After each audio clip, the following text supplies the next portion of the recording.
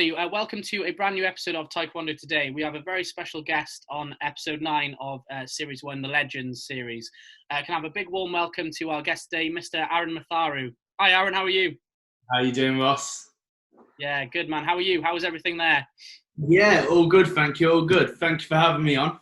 Oh, no problem. It's great. I mean, when I was putting together this series, I was like, oh, there's so many people that, you know, it'd be amazing to get on. And you were always one of the people I was like, I need to speak to Arron. He's got he's had so much experience and knowledge and stories. I was like, this will be a great guest. So thank you very much for joining us today. I really appreciate it. No worries at all. Absolute pleasure. Awesome. Just to start off, in case there's people out there that don't know too much about your history and stuff, can you just tell us about how you kind of got started in Taekwondo, what your history is in it, how long you've been doing it for? Yeah, cool. So started back in 2002, yeah. So I think I was about 5 years old back then. And yeah, just been doing it since. Yeah, to begin with, it was quite slow to begin with. I didn't really like it, to be fair. I can't lie. Yeah, I was probably me and my brother as well. Like, so my brother does it, and we were kind of forced to go, really, because my dad used to do it. So yeah, I'd say for the first 2 years, it was almost we were messing about every day. We were getting told off, and we had my initial instructor was Master Isaac Carey, and so we trained with him initially, and he was proper old school.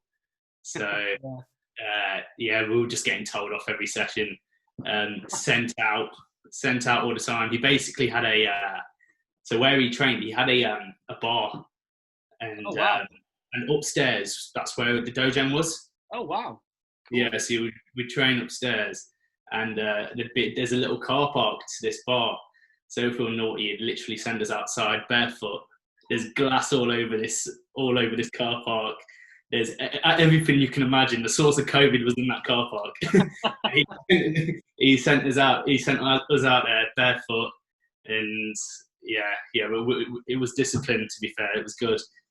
But yeah, then it started getting serious. I'd say probably about 2 years into it, and then I started winning a few titles. So for that age, I think I was winning a couple of British gold medals, and yeah, I was travelling around the country and I was doing quite well. And then I think at the age of 8 or 9, that's when I did my first international tournament. Mm-hmm. So I think that was 2006 in Germany.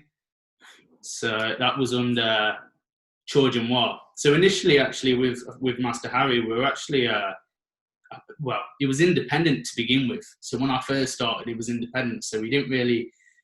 So initially, I wasn't even taught sine wave. Yeah. So it was the typical TAGB style. Well, without sine wave, traditional style patterns. And then so I think about when did we join the ITF? It must have been maybe 2 years into me training. I think I might have been like a blue belt at that point. And then we joined the ITF and we had to learn sine wave.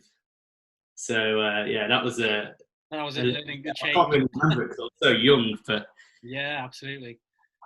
Oh wow, yeah. It's amazing that you starting from such an early age that you've done it for so long. And I think it's really interesting. They say you kind of when you start off as a kid, you didn't really like it. Same with me. My mum forced me to go, and I didn't want to give up my summer holiday to train. I was like, what is this at the age of 9? So I fully get what you're saying. Yeah, but it's amazing how then you become so in love or obsessed with it once you get a little bit older, and I suppose the more you do it as well.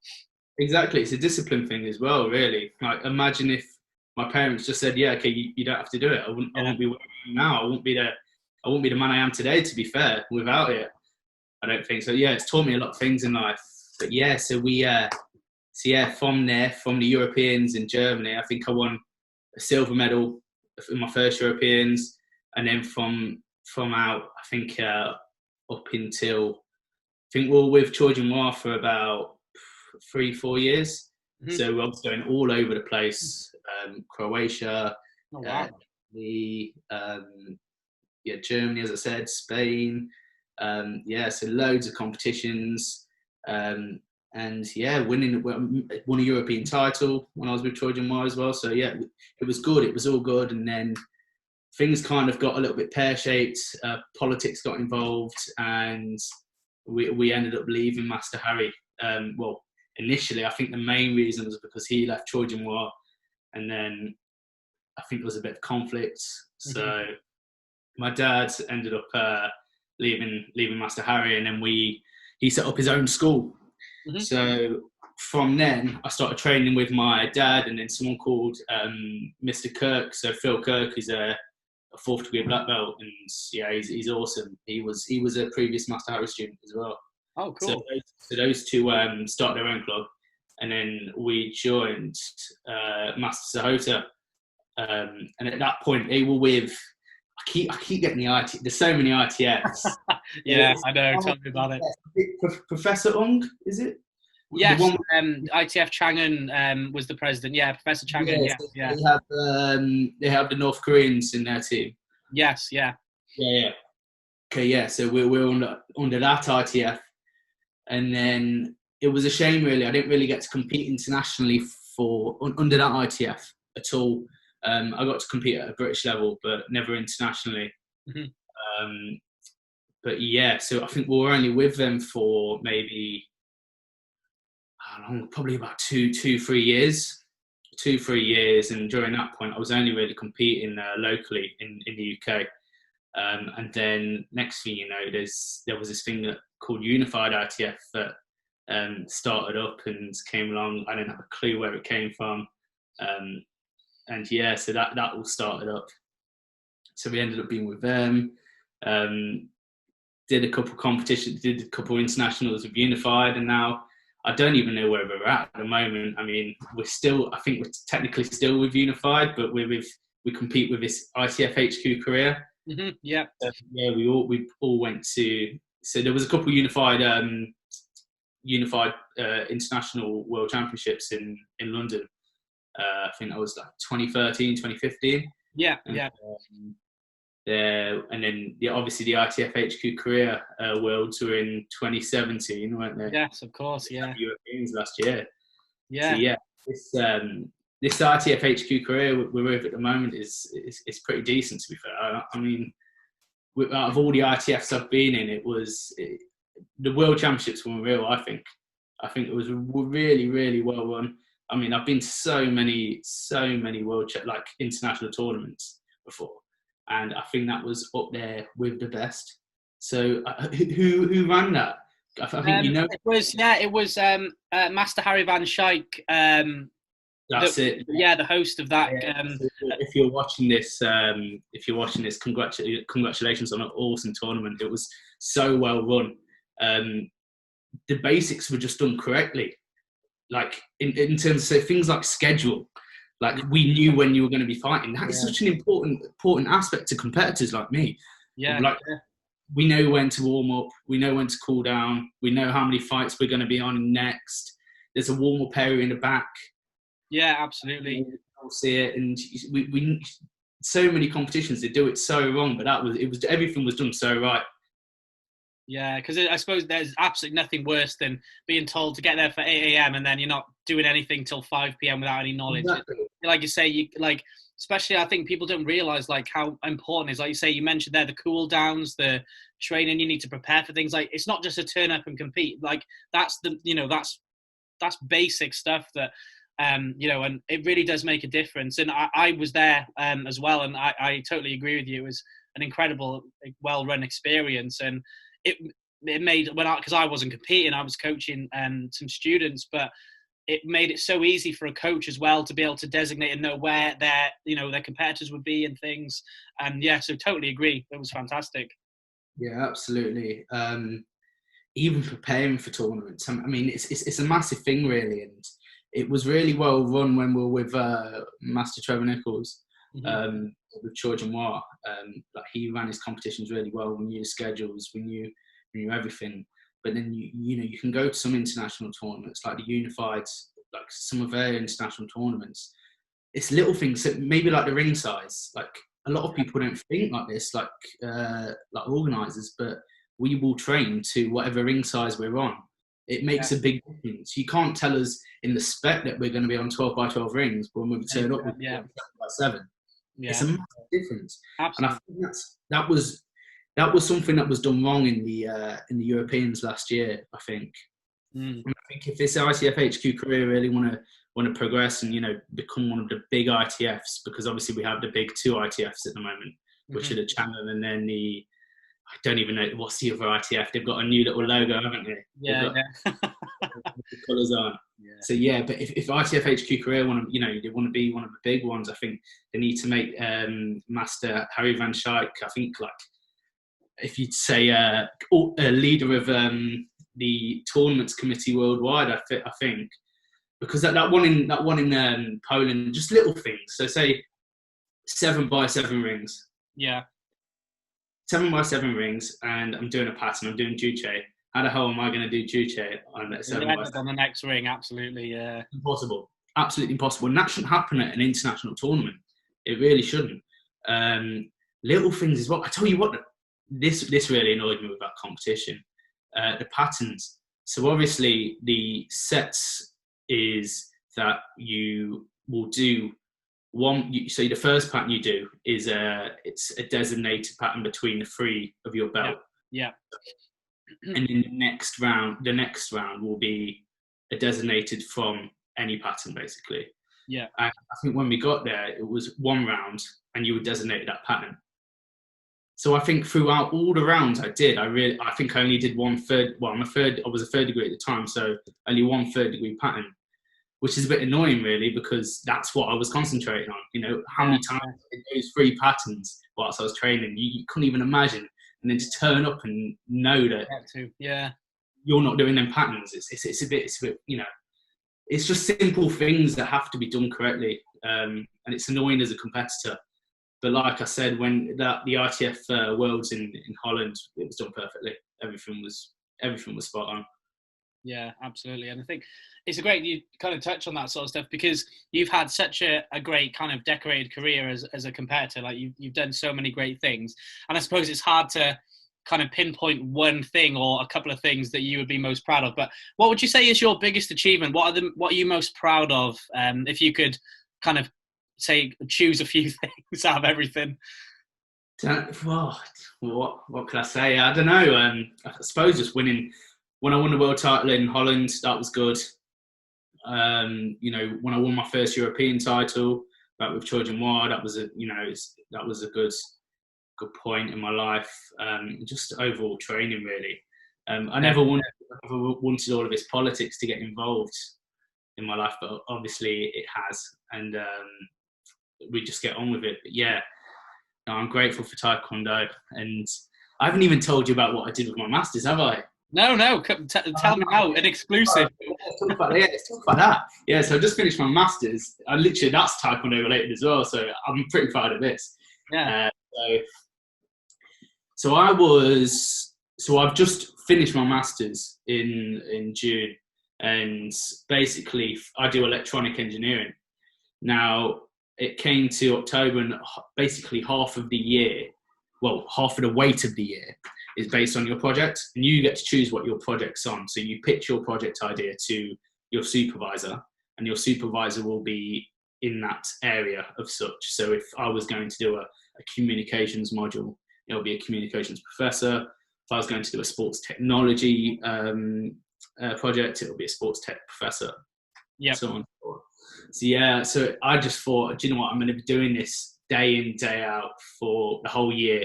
Let's make it something interesting. Let's make it relatable. So I thought, how can I make this Taekwondo relatable? And then I can remember one time I was watching some of my own patterns back, and I was watching a few patterns on YouTube as well. And sometimes, obviously, you've got judges. There's some awful decisions. We all know that. We've all experienced some absolute shockers. And then you just start thinking about things, and you think, how can we erase the referees? How can we make this better? I mean, the WTF have already done it, with sparring with their contact pad, which was actually made in Loughborough as well. Oh wow, was it? I didn't know that. Yeah, it was made at Loughborough University, so that was developed and developed there. So I was looking into things, how can we erase it? And then I came across some of Master Rudolf Kang's work. Have you read his book at all? Yes, I've not read his book, but I have seen a lot of. I'm in a few groups, and I think I've seen some great information on it, and also some great kind of video tutorials and stuff about things. But I've not read the book yet because it's recently been translated into English, hasn't it? So. Yeah, exactly. Yeah, I think it was in Russian, and then I think recently he's translated it to English. But then I was looking at some of the stuff he's done. He's got quite a good good group of things on YouTube, and basically he's proving that sine wave sine wave is actually means something. Sine wave is a thing, and how it betters a punch, how it's better performs in movements, etc. And he was proving this by using all of these sensors, all of these sports tech sensors. So that got me thinking and thought, well, those sensors are actually quite simple. What they are, they're inertial sensors. So they're accelerometers and gyroscopes.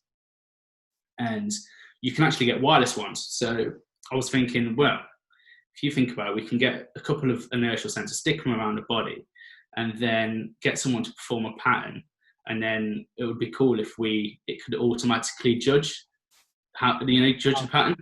So that's what I did for my. So I made an assistant referee, as you call it. That's incredible! Wow. What you need to do is, if you haven't already, patent the hell out of that. You are going to be rich if you get that going. That is fantastic. So how did it go? Was it? Yeah. So it was good. It was so when I can remember when I pitched it to so the sports tech guy is his name's Professor Massimiliano Zecca. And I pitched the idea to him, and I was trying to explain to him how it's already judged. And I said, well, there's these so many parameters. So there's smoothness of movement, rhythmic motion. I explained to him what sine wave was. There's power, there's timing, there's breath control, blah, blah, blah. And I tried to explain to him that 5 judges will sit there and judge 2 people simultaneously. And he looked at me just like, how is that possible? How can they judge 2 people at the same time on all of these parameters? And if you think about it, it's actually impossible. Absolutely, yeah. We've both been those people, haven't we, where we've sat in those chairs, and even though, I'd like to say that we do it as best we can, but it's impossible to. You're looking at one, absolutely right, yeah. Well, and that's what I mean. And when it comes to tournaments as well, the majority of people they've not even got a piece of paper in front of them, so they can't even after each round, score them on each of the parameters, and then make a total score, and then make a decision from that. They have to do it all in their head. Yeah, absolutely. And obviously, sometimes it can be easy when it's just a national level, but when it comes to international, you need the paper there because you've got 2 brilliant athletes right in front of you, and you need these fine margins to distinguish which one's better, really. Yeah, absolutely. Yeah, so with so I use these. So we decided to go with these sensors. The sensors were already developed. So basically, what I did, I kind of made a gold standard, which was myself at the time because I didn't have really anything else to go on. Eventually, what the plan was to get loads of different people and try it out on them. So the sensors basically with sine wave. So with the accelerometer, acceleration is a derivative of acceleration is position displacement. Mm-hmm. So we can use displacement to monitor the sine wave and how the sine wave actually looks when we're performing. So what I did there, we had a sensor on the hip and then a sensor on the chest area here, so you can actually monitor where the actual sine waves go. Wow. And then we had power, and then basically for that I had sensors on both the ankles and sensors on each of the wrist. And basically you've got kinetic energy, which you've got your linear, which is moving forward and backwards. Mm-hmm. And you've got rotational kinetic energy, which is your rotation basically. So if you add the 2 together, you can get a total kinetic energy, which is kinetic energy is power at the end of the day. Yeah. And I think it even says in the encyclopedia, the technical term of power is half mv squared, which is kinetic energy. Yeah, yeah. So could get parameters from that, could judge power, timing of movement. So when each movement was performed, So basically just looking for time gaps and making sure the time gaps are equivalent. And if there are any gaps, so this basically just judges if someone's paused once. Stop. Yeah. Stopped, or if they, I think, I don't know what the technical, is it if they pause for a split of a second or half a second? Yeah, it's usually, I think it's half a second is the generalized one, but yeah, that would count as kind of like a break in. But if you stop for like if there's a slight hesitation, then you have to. You don't give a score of 0, but if there's a slight hesitation, you obviously have to penalised. Yeah, absolutely. That was that, and then smoothness of movement. So there's a physics term called jerk, which is basically just how smooth your movement's being performed. So use that. Got acceleration data from the accelerometer, converted it to jerk data, and obviously it's hard to judge breath control and things like that. So I had to leave them ones alone. So like I said, it was an assistant referee, and basically I analysed myself doing all of these movements, all of the patterns I did. It was Sergeant Triggy, Chunji, Dangun, Dosan, and Wonyo. So I just started with those 5, and I think that's all I got up to. So I was just doing gold standards really of just me doing it, and it was like a machine learning algorithm. And what I did was basically, if that matched, so all of these graphs, if they match what I'm doing, it will give them a score from that. Or if it's slightly below, slightly above, it will give a certain score out of 10 for each movement. And then what it will do from out of the total movements, it will then divide it by this, the actual score for each movement, and then you'll get a total average. That's what I've been doing for the past year. It's been hectic, but I've enjoyed it. Yeah, absolutely. I think that's incredible, because obviously you're passionate about that anyway, because you're doing a master's in that in those skills and things and that kind of subject. But to be able to apply the Taekwondo into it is incredible. But also that is something that is just genius. Like, it's so needed, like you say, because there's the one thing that people will always comment on is the problems with events is mostly the umpiring or the decisions and things, because it, like you say, it's near enough impossible to do it justice, to do that kind of thing. So I think that's absolutely incredible. That's so interesting as well. Like that, how it worked and how you did it as well. So is there anything, what's next for that, do you think? Or you got more stuff you're going to do with it? Or there is a lot of work. So basically, the plan was to, get me do it. And then I even arranged with a couple of people, good athletes, people that are good at patterns in the UK, so I could get their data and analyze it and everything like that. And then what happens? COVID hits. Oh, yeah. So obviously I can't try it, I can't test it, or I can't grab other people's data. So that was a bit annoying. So I couldn't. I did finish the project, but it was to the best of my ability. So I was using myself, my dad, brother, because how people I could use them. Yeah. I couldn't use anyone else from outside. So if I'm going forward, it's a bit of a sticky one. It's a matter of fact, there is big potential for it. Don't get me wrong, but it will take a couple of years to develop. Yeah. Time, and I've just recently got a grad job. Oh, congratulations! Fantastic. Thank you. Yeah, so I'm working down at JCB, working on their electric range. So it was just a decision I had to take. Really, it was, do I want to be basically earning no money in developing this system, or should I go into work now? Yeah, of course. I always thought to myself I could do it alongside, like when I come back home. So there's always room for me to do it. Absolutely, and you've laid the groundwork for it massively now. So exactly. I mean, I achieved a good mark in it, and there is massive upside potential for it. It's needed, like you said. It is. Yeah, absolutely. And I think it's just amazing that you've been able to do that through something that also is great, because you're doing it for your masters as well, which is amazing. It's like a passion project, but at the same time, it's linked to your education, which is really, really awesome that you could link those together. Exactly. Do you know what I thought to myself? I thought, I'm doing this for a year. I've got to be passionate about it. Yeah. I thought to myself, I can't be looking at solar panels or wind turbines for a year. Sorry that.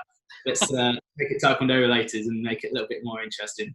Yeah, absolutely. I remember when I was doing my masters, and it was completely different to yours. I did marine biology for mine, and the because the tutors were really keen that I did like boring animals. That I just, I was like, how can I spend a year or 2 years doing about a fish? So I just was like, I'm going to do it on the craziest animal I can find. So I did it on killer whales, which were like, but it was the same thing. Like, you can't just do something for that long and that intensely if you need to be invested in it and get like enjoy it. And the fact that you were able to put those two things together that's awesome. And the fact that it worked as well, and it's something that, like you say, if given the time and the situation, it can only get better over time. It's just the circumstances at the moment are just maybe not ideal, but that doesn't mean, like you say, you can't do it in the future, which would be fantastic.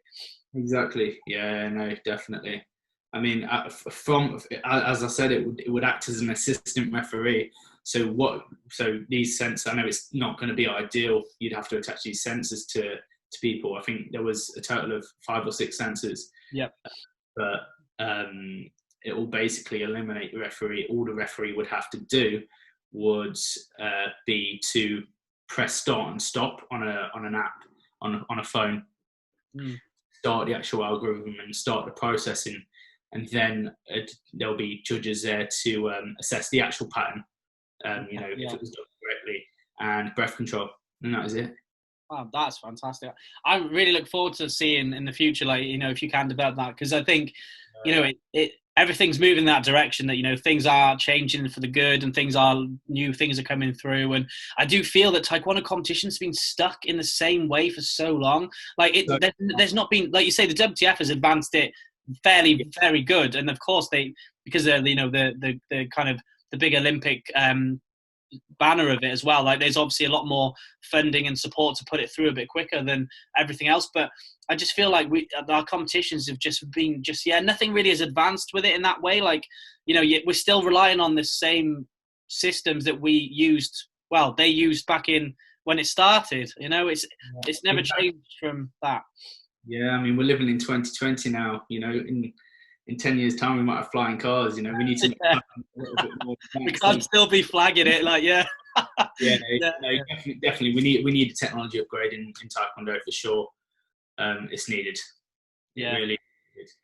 I mean, it's pretty hard to do it with sparring. I think the other ITFs. I know the ITF HQ career. I haven't done it yet, but doing the electronic scoring. I was a big fan of that back when we were competing on the Trojan War. You know if you're winning or not. You know if you need to apply the pressure. Know when to apply the pressure. If you need to reserve yourself for the next round, and it's a good thing to have. And I think that's a very good technology to have. I don't know really what else you could do with sparring, really. Yeah, it's a difficult one, isn't it? Because I think that one is, like you say, the electronic systems do work quite well for it, but also at the same time, I think it's just, there must be a reason that people aren't like it, either whether it's cost or whether it's just accessibility. I don't know, but I think that one has got potential to be sorted a lot quicker than I think like you were saying before, the patterns, like, it's so different in how it's done, and it's so behind in that way of like kind of technology, whereas sparring is closer to the perfect package, but it isn't there yet. Whereas I think, like patterns and things, just they're very further behind that thing. And the thing is as well, I suppose, for a competition, because it's all these things take place over the same day, it's trying to balance them all and thing. And but I think it's doable. It really is. I think it's just, like you say, the effort and the time. As soon as we're able to put that in and do that for it and stuff, things will change. But it's just a shame that it's like so hard to just get things kick-started nowadays, I suppose, with, like you say, with this, it's going to take a few years, even though you've developed it really well and you've started off, it's still, time processes and things. And I think with the sparring, if you think as well, it's not changed much over a huge period of time, but they are getting closer, but it's still been more of a trickle really than a flow. So yeah, I suppose with the sparring as well, it's it's sparring at the end of the day. There's not that much. Obviously, it's technical, but there's not that much science behind. There is, but there isn't. But with patterns, there's so much science behind it. It's so. Absolutely. it's unbelievable, and we can use things like sensors to analyze it quite easily. To be fair, I mean, I'm just a master's student at the time. Like, a professor decided to take over, and they understood the concept and decided to make it a thing. Whether it's profitable or not, I don't know, but I'm pretty sure if it was made, I'm sure all the ITFs would invest. Yeah, absolutely. I mean, yeah, hopefully people are listening in. They'll give you a few phone calls. Yeah. You get Dragon's Den that, I think. But I think it's just great as well that you're able to, it really is cool that you've done your masters, which is, for people that haven't done masters, like, they are an incredibly hard working qualification. It's not easy to get one, not only because of the requirements you need, but also, like you say, for a whole year, it's a lot harder, as in there's a lot more to it. You've got to be more intensely in it than undergrad, which is harder as well. But so to find something that, but also something that was really beneficial to you, as in, you enjoyed doing it, but also, you're trying to help the world as well. Like, it's our Taekwondo world, but doing something like that is going to help people as well. It's not just like, for you to be able to enjoy your masters, which you did, which is amazing. You've also provided the start of something that can actually be groundbreaking for the art itself, which is really unique and really cool. Yeah, you should be really proud of yourself, man. That's absolutely fantastic. Thank you very much. No, thank you. It's been a tough year. Yeah, God, 2020. So everything going on, it's just been a bit mad. How's lockdown treated you? Yeah, it's been all right. It's up and down really, because I was in a job that's finished like basically in June. So it was weird because I was working from home with that, and then as that contract ended, we didn't continue. The contract wasn't renewed. So I've kind of been then trying to do other things, but it's weird. I'm still at home, if that makes sense. Like, I'm not. It's not the same as the other ways, and the way that job ended was weird because we went from being so physically active and doing things and being around, doing things and being away from the house and stuff, to doing it at home, which made it really hard because it was hard to do the job at home. But the best thing about it is I've managed to get a lot of stuff that I've always wanted to do done, like a load of admin side stuff, like with the BUTL, like, we've been able to do things that, like, if you've seen the new website and things like that, things that were like, just were always needing to be upgraded and done. It was just, you just can't find the time to balance it all. So I'm lucky that I had some free time really to just go, do you know what? I can't do anything else. I'm just going to try and do this stuff. So it's been good in that regard to get stuff done. But I just with Taekwondo, I think it's been hit so hard everywhere. I just think, like, obviously loads of things has, but we've not been able to see each other train together, go to seminars, competitions, the amount of things that have been postponed or cancelled. It's been really shitty for us as a martial art, because the one thing that we do is restricted massively by this. Like, everything, there's not one part of it that we can't really do properly anymore. So it's been a bit frustrating in that way. But I think the way I'm looking at it now, that once all these things do start happening, we'll appreciate them so much more. And the next few competitions, I think, will be the best of many, many years, because people will just have had more time to put to them and make them more improved, and just think of better ideas to do, and just go, oh, do you know what, now we've got more time, we could do this or we could do that. But also, because people have missed it for so long, they're going to be more into it, more passionate. I'm hoping you'll get more people wanting to be part of things. So I think it's hopefully going to be something to look forward to. It's just a shame that we just don't know when that'll be. yeah, definitely. It's I've never really said this, but it's a credit to you what you've done with the BUTL and everything like that. You've almost, you've integrated Taekwondo, which many people have failed to do. And, well, people are splitting up, and you're really bringing everyone together. Not only the ITFs, but you're bringing together WTF and the TAGB as well. So, it's brilliant what you're doing there, mate. Appreciate it, man. Well, it's been great, because obviously you've been a part of it and involved in it for many, many years now. And it's been like, I was going to take me on to what I was going to ask you next, because I've got plenty of funny memories I could bring up about you and the experiences we've had together. But what have you got, would you say, was any funny memories in Taekwondo, or anything you can share with us without getting in trouble for telling us?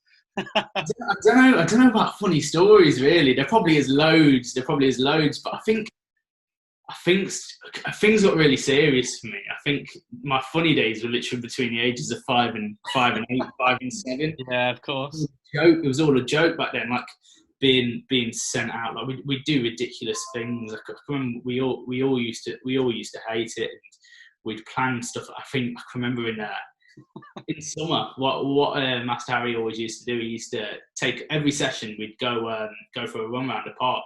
It was a long run. It was a long distance thing, and we used to hate it. Oh, God's sake, here we go, another run, and then we'd come back and do a solid training session.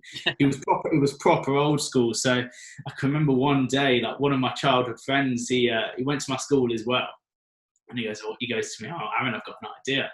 Basically, what we'll do, we'll turn up in flip-flops or sandals or something like that, and when we turn up, we won't have to go for a run because we've not got trainers." And I thought, oh yeah, good idea. Luckily, I forgot all about the idea, but he turned up, in his flip-flops. Master Harry made him run. I think it might have been, 6-7K. He made him run the whole thing in his flip-flops. Did he? Yeah. Oh, man. He was a madman. It was really old school training with him. I mean, like I said, he owned a bar downstairs, and and we had bags. It was proper old school training back then. But yeah, the cardboard beer mats you get in pubs. Yeah. So I can remember one time walking into training, and then what he'd done is he'd got loads of these beer mats, and he'd stuffed them in the bag. Yeah. Like, just to make it harder. I think everyone was kicking the bags out a little bit too easily. Yeah. These bags absolutely rock solid. I remember one of the black belts, first thing going in, absolutely whacking this bag. Poor lad flipping at his foot. He was just like, "What? Well, it'll toughen you up, won't it?" Yeah, it's amazing that the different ways of teaching, and I think like it is like, because when I started training, it was a lot different to how you see a lot of training now with people, just some of the the ways they do it. I suppose it just things do move on in that way that like certain things now wouldn't be would be frowned upon, but it really, like, the discipline is the biggest part of Taekwondo that people forget, and they don't realize how much that benefits you, not only in your actual physical training and stuff, but as a person. It teaches you, like, I speak to many people about this kind of memories they have, and they were like, oh, as a kid I was a bit of a naughty kid. I needed a bit of not too much, not like army training discipline, but enough to put me on the right path. And how amazing they've come on now and things like that. Like, we're laughing about the beer mats, but it would have made the training better for them. So those people, I bet, they would be so different now if they were, training the way they train now, if that makes sense. It really does vary. Definitely, I agree. Like, the difference between, I can remember, because I was just brought up on that old school style of training. Yeah. Like, the stupid thing. I was 8 years old, and like, training would begin at a certain time, but it would end when Master Harry said it ends. Yeah. So I'd be in the dojo until like 11 o'clock at night. I had school the next morning. I'm 8 years old. Yeah. Like, it was crazy back then. But yeah, it was hard. Like, we learned how to take a punch. Head guards wasn't a thing. And when you apply it to now, and I can remember when my dad started up his club, and he even sat me down. He was just like, "Look, we're gonna have to do things differently. We can't teach like they used to. Like, it's not a thing. Like, kids will just quit straight away. Like, it's not a thing." Which is true. You can't get kids and teaching the exact same as me, because look at me, I wanted to quit. But the majority of parents nowadays let their kids quit. Oh, you can do something else. Yeah, absolutely. It's a different world now, isn't it? Yeah. You've got to tailor it. You've got to mellow it down a little.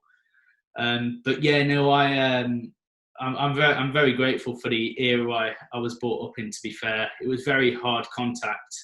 I mean, now you've got things in competitions like all of this excessive contact. What do you make of all of that? Yeah, like, the thing is as well, I think it varies so much, which I find it the most ridiculous kind of thing is how do you really, like, test or understand or even realize what excessive contact is? It means nothing nowadays, because some people will take excessive contact as literally knockout punch, where someone's on the floor not breathing. That'll be excessive, and everything before it will be fine. Other places will be like the slightest tap will be excessive. So it's so inconsistent, and I think it's the major flaw in sparring competition that I've experienced and seen is this no idea what excessive contact even means. You'll be told like, oh, if it's excessive contact, it's up to the referees and that, which is fair enough. But at the same time, there's no measure of it. So people can just, let's be honest, when we were in Poland, excessive contact was like street fighting level, wasn't it? Compared to when we were in Holland, for example, and excessive contact was a lot, nowhere near that level of excessive. It was just so different, but it shouldn't be that varied. And I think that just, it depends. Like some people just seem to like let it go, and other people just go, oh no, that, we're going to really safeguard and stuff. And I just think people just need to really come together and go like, what actually is excessive contact, and why aren't we all abiding the same? I don't know what you think. What do you think about it? Well, if you want my honest opinion, I think excessive contact is an absolute joke. Yeah. I can remember, what competition was it? My brother was in. It was the 2015 Unified World Championships. It was in London, and he got disqualified in the first round for excessive contact. You got 3 minus points, all being excessive contacts, leading to a disqualification. And each one of them times was someone walking onto the end of a hard side kick. Yeah. I mean, what is that? I mean, I can remember I was showing one of my friends, is that I've got a couple of friends that do wrestling. I've got a lad that does Brazilian Jiu-Jitsu, and he thinks it's laughable. They think it's laughable that a martial art take into consideration something like excessive contact. Especially, I can understand it at a local level. When it needs to be controlled, etc. Yeah, like you've that. got to teach people in the lower. Yeah. You are doing a contact sport at the end of the day. Like, if I throw a spin kick, and it hits you in the right place, you're getting knocked out. The bad reality? That is the bad reality of it, and that is martial arts at the end of the day. I don't know when did excessive contact become a thing, because obviously it was always a thing.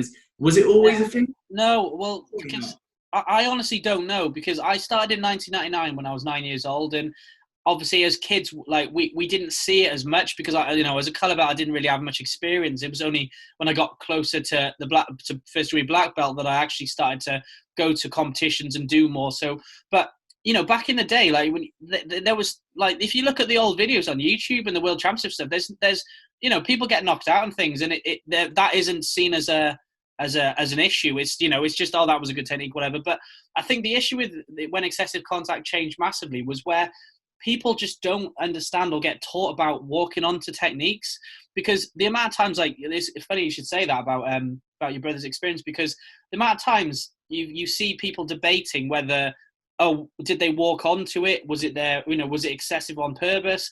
And most of the time it's just an accident, because the thing is, what people forget, when you're told to score a point, you have to make contact. If it's soft or hard contact, it has to be contact. And if you're going to get close enough to somebody to make that contact, if they then rush in, which you can't control because you're told you need to hit them before they hit you, so you hit them in any way, and it might be soft, but if they walk onto it, like you say, a good technique, if I held my leg out in a side kick in a good position, it should be a solid leg. I'm not kicking people with it. I'm just stationary. If you ran towards me, it should hurt you, not me. So the issue is that people don't seem to understand when a good technique has been done, and they blame the person doing the technique. Because if somebody ran onto a kid, like, we've seen people over the years, like just at events, where they've walked into like a spinning technique, and the person, when they span, it would have been fine, but the difference is because they've rushed into it, it's hit them at the wrong angle, and that's what's made it harder than actual, if it was done, when the person just stood there, if that makes sense. Yeah. And side kicks is the big one, because, like, if you do a good side kick and proper side kick, you're going to have to make contact, but also if someone's rushing into it, they're going to take the brunt of the technique. That's why we're told to do it, and we're told to hold our leg out. It's a hard kick. The side kick. Yeah, you're absolutely right. I think, with it's just so difficult, because I think that the problem that we mostly see is that people they'll normally side more with the person injured, which I understand. You've got to, like, obviously look out for them, and you've got to look at that sort of thing too. Of course you do. But at the same time, 99% of the time, the person who's done the technique hasn't done it nastily, on purpose, trying to kill somebody, knock them out. It's if they just don't understand that you can walk onto a technique, or you can, actually take the brunt of it in some ways, as bad as it sounds, but it's your own fault. You know, but I think it's just so difficult to measure that because people don't even understand it or know. And some people, you know, they're shocked when they go to competitions and they see contact, and then that like, you know, I just mean basic contact when no one's injured, but people are getting hit, and you know what the pads are like, they make a horrible noise, but no one's injured. And I think it's just the way that it's taught now, that some places are so sheltered from it that they just don't realize. And then the problem when you get mixed umpires from different groups or different things, that you're always going to get different arguments because people are used to it in a different way.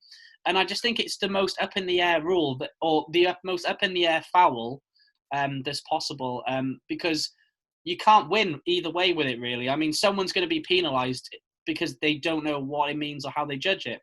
Yeah, I know, I completely agree, and I think that yeah, what you touched on the judges, yeah, they don't understand, and I think that's a massive thing moving forward. I think that I don't know how they do it at the moment because I've never done. I know how to referee just because I've been in so many tournaments. Like, I've never done an umpire's course in my life, but like you said, I know all of the hand movements. I know all of the Korean names, like the commands, everything like that. Mm-hmm. But I do believe that, you know, I think if you're going to get an umpire's qualification at a world level, do you have different classes, don't you? So you have a class A. Yeah, so there's CB and A.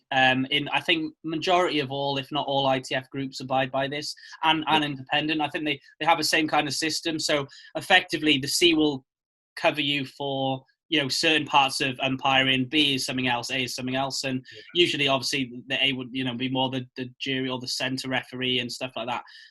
So they're and you wouldn't do them together. You would do them as 3 different courses. Yeah. So I think always a centre referee. I think going forward, if they really want to stand down on this, they need to make sure that the centre referee has had experience in the ring, because, like you said, they can relate to the fighters. They understand. They know. They know themselves. Like I've seen loads of referees, like people that claim to be top level referees. I've never seen them in the ring. Even growing up, I've never seen you in the ring. Like, have you even entered a tournament before? Probably not. Like, don't get me wrong. There will be some, but yeah, I feel like the centre referee needs to have experience competing at a high level, at an international level, especially when it comes to international tournaments, because they can relate to the fighters. They know what's hard. They know what excessive contact is. They know everything. So yeah, I totally agree. Best. Yeah, and I think with that as well, it just comes down to that thing, is it? Because obviously they've got to make the hardest decisions in that ring. So the more knowledge or the more experience they have, it means they can make the decisions the best overall, but also the right decisions more frequent, because you're dead right. The experience is such a big part of it. Like, you know, you can teach anybody to do certain things, but having understood it at that level, you can make calls that maybe, you know, somebody else wouldn't necessarily understand. And I do think, you know, the most knowledge and the most experience you can have combined is the ultimate way of doing it. I totally agree. And it's the most argued about. You know, if you think to competitions where people argue over the decisions made, when it comes to sparring, 9 times out of 10 it's excessive contact, disqualifications or fouls, or even the lack of decisions for it. Is the most, you know, argued over or controversial rule or controversial foul in the manuals, that it just doesn't have enough clarity, really. And I think you rightly say, well, you know, when people, you're taught to train a certain way, and the problem is as well, if you train differently, you can't just stop what you're doing as well. Like, you know, if you're taught to do a good side kick, a good technique, there's going to be, even if you try and do it in a softer version, as in not as much power, you're automatic. Like, you know this more than anyone, especially through your master's research, how powerful your movements are. You know, when you're just doing a technique and you're not trying to break anyone's ribs in front, but you're doing it correctly because you know that you need to do that if you were to use it in a real life situation. And we train so hard on that because people don't get trained to do things soft, because they train automatically to learn self-defense for real life. You know, some people obviously will train to compete and stuff, of course, but most people will start learning just because they want to learn the actual art itself. And you need to be learning that way for it to be practical in real life. And competition is just a great bonus on top of that. but yeah, I think what would be amazing if we had like one day we could get a load of like umpires or people together and just like have some kind of like panel to discuss this one thing. There's so much like, just getting people to just agree or, understand what they think it is or what it isn't and put something together would be, again, really great. As well, what you're saying about the stuff you've put together for your patterns and stuff for the projects you're working on, how effective that would be. This is something that sparring needs, that like they need that kind of clarity or understanding of it. And like you say, if you don't understand it, don't be a centre referee, because you're going to give the wrong decisions, which will result in somebody either being incredibly really injured or somebody being really unfairly penalised. Yeah, no, absolutely, couldn't agree more. Yeah, either way, it is a very controversial topic. And I think I was just going to say, when you were talking about your memories earlier, I'm sure you remember this, but it was such a crazy time when we were in Poland for the Europeans a couple of years ago. Was it 2018? I think it was. 20. There was an initial one, wasn't it? Yeah, it was the last one where it was all a bit crazy, which you meant before. But do you remember how that black belt day was just probably one of the most stressful days we have ever experienced as competitors, coaches? It was just crazy. And I just remember it was my birthday that night, the next day. So do you remember we were in that tiny bar that there was like the only bar in the whole area? And all the black belts were just like, we've had the worst day ever. Like, it's been so stressful. Like, we don't know what's been going on, but now we can find, like, obviously people could finally like eat and drink and not worry about making weight and things like that. And I remember it was your dad that started it. He just bought a massive bottle of vodka from behind that bar, because obviously it was a tiny bar. And I don't think they'd ever had that many people around because it was a small village. And then you had all these international competitors flocking to this one bar because it was the only place. And it just brought a bottle of vodka over, and it was just like 1 minute past midnight. He's like, "Oh, it's your birthday, happy birthday!" And I just remember we had one of the best nights ever, but I was so drunk. Yeah, I mean that's what it's all about. You do these competitions, and afterwards, you enjoy yourself and burn it. Like, especially for the competitors. Like with me, I actually do camps before I go into internationals. So I will take. Well, I'm working now, so I don't know how I'm going to have to do it now. I might have to take time off work. But before, we always used to be like summer holidays. So it would be a whole month of, training properly every day, really. Yeah. We've trained this long. We've gone through stupid weight cuts. I always have to trim weight, like do water cuts. And, you deserve it at the end of the day. And, it's a good thing, really. You get to meet new people from all around the world. Yeah. And it's good. It brings us together. Taekwondo does bring us together, doesn't it? It really does. And I think that the more that it's becoming so much more open, and also the fact that now there's social media involved, because so many times before, if that didn't exist, we wouldn't be able to see what was going on or other people are doing, or have that networking. And now, like you're dead right. When we go to those competitions, the best part is once it's all over, you're hanging out with the people you competed against from different countries, or your teammates, and it's a great thing. It's kind of like, everything's left on the ring, which is fantastic, I think, and something really unique when it comes to competitive sport, because a lot of it, people can't quite let go, but in Taekwondo, because of the way that we're taught and because of all the, the tenets and things, people just go, the decision was whatever, but let's just enjoy ourselves. Let's have a, drink and let's get to know each other. And I think that's one of probably my favorite part of doing it now, especially at this age. Exactly, yeah. I mean, whatever happens in the competition, obviously you need to reflect, but once it's done, it is what it is. If it was the right decision, if it was the wrong decision, but you have that respect, and you carry on as normal. Yeah, definitely. I just wanted to ask you as well, because I think it'd be really great for people listening in, especially students. What advice would you give, students, whether they've just started up Taekwondo or whether they're trying to get to a level that you achieved? What advice would you give to them, do you think? What are we talking about, just people in general, or students, like actual university students? Students, yeah, university, because obviously you were at university when you kept your training up and stuff, which was really awesome, and you've done so much with it, and you've been involved in university kind of like level competitions and outside of the world championships and big international ones. So have you got any kind of advice that you think that would help anyone, say when you first started at university and you were doing it, what you could say to them to kind of get them either involved in it for the first time or even keep going with it if they've only just started, or if they're a black belt already or something like that?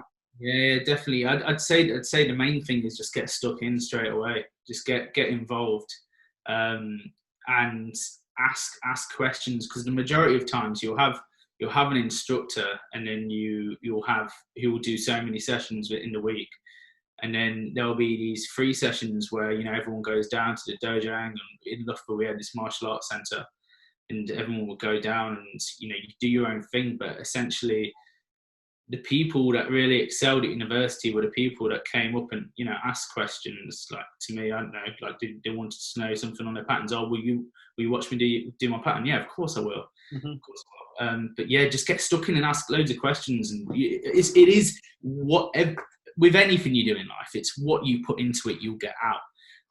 So if you want to be a world champion if you're a student, if you want to be competing internationally in 2-3 years, it's possible through the BUTL. You can do it. It's just the work you put in. You've built this this sort of empire now, where you're allowing university students to get that exposure to the international competitions. So yeah, just get stuck in, and if you lose, it is what it is. Like the amount of competitions I've lost, I couldn't even tell you. It'd be hundreds.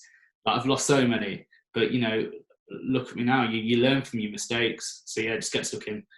Absolutely, I think that's great, and it's been absolutely amazing and great to talk to you. And thank you so much for being the guest this week. I think it's just great especially for students to hear from somebody that's been doing it and done it, and got so much from it, as well as doing it outside of university and continuing it on. So thanks so much for being a guest today. It's been great to speak to you, and been an absolute pleasure. See you in person soon. Yeah, no, hopefully see you soon. I mean, I don't know what's going on. We're going to get in the dojang soon, aren't we? Yeah. So hopefully. What's the plan with this? You've got, so obviously the Uni Worlds is supposed to be this year. Is that? Yeah. So we had to obviously postpone all that, but we've planned it. It's been moved till March next year. So we're hoping by March we'll be able to. Obviously, there might be some procedures in place, which is fine. But hopefully we'll be able to do it there and then. And we're just with the squad now as well. We're just the national team. We're just trying to get as many opportunities as we can, because like you say, the international stuff is so important. But I can't see anything this side of 2020 now. I think 2021 we'll hopefully look to international competitions. There's talk of another event happening in Holland by Master Van Schaik in, I think, April next year. So hopefully it'd be great to get everyone involved in that again and go back there. So yeah, we'll keep you posted on all that sort of stuff as well. Definitely do, mate. It's been a pleasure. Awesome. Thanks so much, Arron. All the best. Yeah, take care. See you in a bit, Ross. Bye.